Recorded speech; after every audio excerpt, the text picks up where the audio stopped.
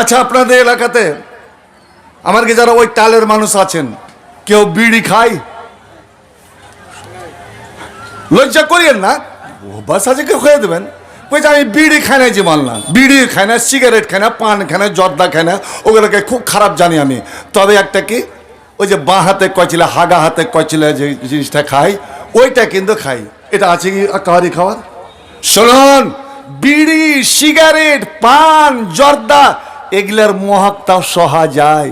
খায়নি যারা ঘুচ্ছুতে বসিয়ে দিয়ে কিছুক্ষণ থাকলো, আপনি নিজের শিল্লক লোকটাকে, স্ত্রী থেকে তো নিকটের কেউ নাই, স্ত্রীটাকে যা বলিয়েন তো সোহাগ দিয়া, রে উমুকের মা শুনতো রে, কি কয়েছ জি, শুন না।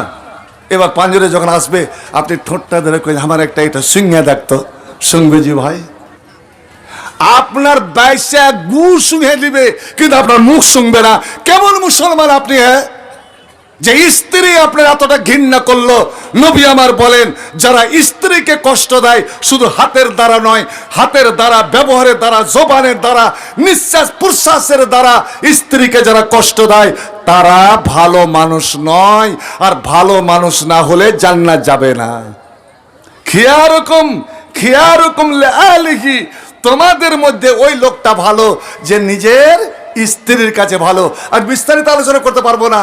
তো ভাই আমার বলছিলাম, ঠিক ওই টাইমটা, যে টাইমে পয়সা ওঠাচ্ছেন, ওইটা যদি ওই টাইম হয়, একটা বিড়িতে দাম কত লাগে?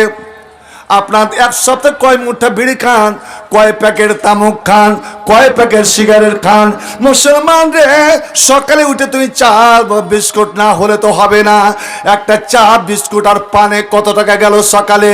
দিনে যদি 4 খেলি পান খান তো কয় টাকা গেল? যদি 3 কাপ চা খান তো কয় টাকা গেল? আল্লাহ আল্লাহ, এই মুসলমান, দাড়ি কামা মুসলমান আছে কিনা?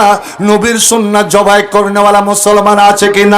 ওই হিন্দু লাপিতের বাড়ি গিয়ে, আল্লাহ রে আল্লাহ, তোমার গালটা চেপে ধরলো, দাড়ি কাটলো এবং দাড়ি কেটে ফেলে দিল নিচে।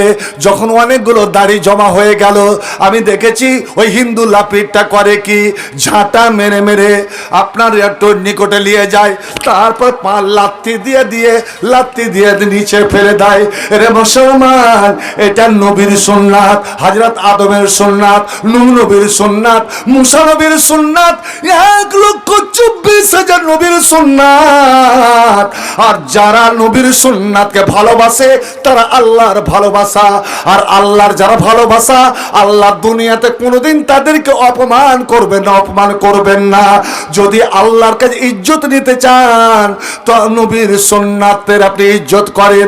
যেই দিন থেকে এই মুসলমানের দাঁড়িয়েতে অমুসলিমদের লাপিতদের ঝাঁটা পড়েছে, লাথি পড়েছে, সেই দিন থেকে মুসলমানের কপাল পড়েছে।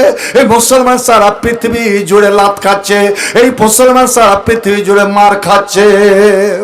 ভাই আমার, এবার 30 টাকা দাড়ি কামানে, 20 টাকা, 30 টাকা, 20 টাকা তো কম নয়। সপ্তাহে যে 2 বার কামান, তো কয় টাকা গেল?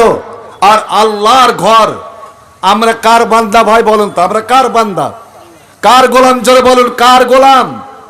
জোরে বলুন। জমিন কার? এই মসজিদটা কার? আল্লাহর। এই ধন, মাল, টাকা পয়সা, জমি জায়গার মালিক কে? জোরে বলুন, আল্লাহ। তো আল্লাহ, আপনিও আল্লাহর।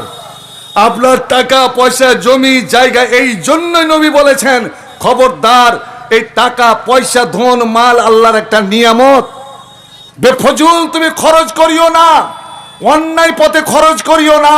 নাহা রাসূলুল্লাহ সাল্লাল্লাহু আলাইহি সাল্লাম আন ইজাআতিল মাল, নচেত আল্লাহ কিয়ামতের দিন তোমার সব হিসাব বুঝে নেবেন, যে আমি যে তোকে এত টাকা পয়সা দিয়েছিল, তুই কোন পথে খরচ করেছিলি বল। খরচের তালিকাটা দিয়ে আমাকে পারবেন ভাইজান?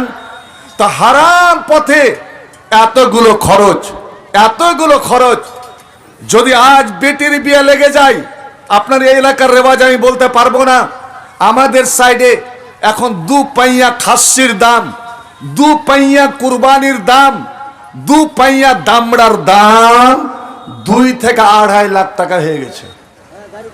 আল্লাহ আপনাকে বাঁচিয়ে রাখুন। টাকাও দিতে হয়েছে, আর উল্টে ফের ফার্নিচার, বেটিও দিব, মানে কবিতরও দিব, হাড়াও দিব, মুরগিও দিব, খুল্লাও দিব, বেটি দিব। আরে ফকিরের বেটা ফকির, যার বাড়িতে একটা খাটলি নাই, খাট আর খাটলি তো ফরক বুঝেন তো? খাটলি কোন গেলায় কয় খাটলি, খাটলি ওই যে আগে এক বেটিকে দিত ছোট গলা ছেলে পেলে হতে গেলে, তো খাটলি নাই, আর ওকে দেন ছাপ্পর খাট। যার বাড়িতে বসার এখানে মাচ্চা নাই, তাকে দেন দামি দুটা চেয়ার। যার বাড়িতে বসে খাওয়ার এখানে সোপ নাই, তাকে দেন ডাইনিং টেবিল। আল্লাহ, যার বাড়িতে একটা আয়না নাই মুখখানা দেখার জন্য, ওকে দেন ড্রেসিং টেবিল।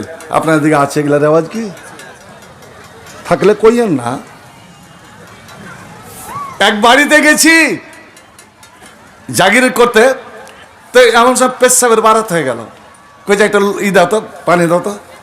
তো লোটাটা নিয়ে আসছে, চিলবরের লোটা, তো গোটা শরীরে ঘা, কত দিনকার জাল্লা রে আল্লাহ রে। হ্যাঁ, দেখে যে মুরগিতে হেগে রেখেছে, ছুঁইতে ইচ্ছা করে না যে এই লোটার পানি থেকে পাক হওয়া যাবে বে। আর ওই বাড়িরই বিয়া হলো, তাল্লা রে আল্লাহ, ওকে বলে কাঁসার বদলা দিতে হবে, এইটা নিয়ম। আবার যতই গরিব হোক, জাফতা লোককে খাওয়াবার জন্য প্যান্ডেল সাজা